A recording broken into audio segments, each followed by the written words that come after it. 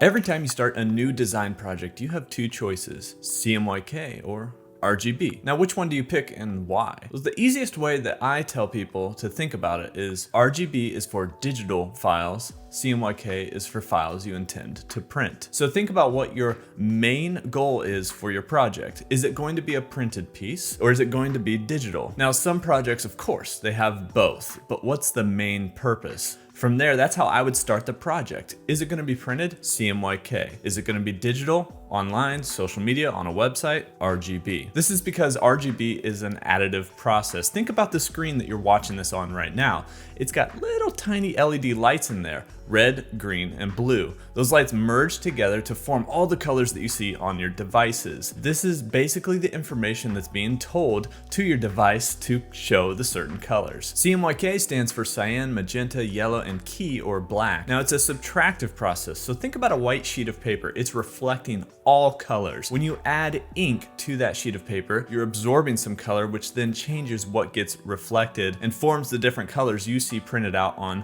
paper. RGB can show a wider variety of color than CMYK, which is why when you tend to convert RGB to CMYK, sometimes your colors get a little bit muted. That's where those color profiles come in that help us convert what we visually see RGB colors being to better representations of CMYK actual printed. So here's the deal. If you're designing something printed, make it CMYK and you're gonna have the best experience when you're designing and choosing your colors. If you're designing something for digital, go RGB. Now, if you're designing something that's gonna be cross-platform and cross-material, like a logo, for instance, I would start with the print colors. That's what you're gonna want represented in the best way possible. So start that logo project in CMYK. Later on, convert to RGB and try to find the best conversion you can to represent that same color on digital devices. Hopefully that clears up whether or not you should start that project file in CMYK or RGB. If you have any questions,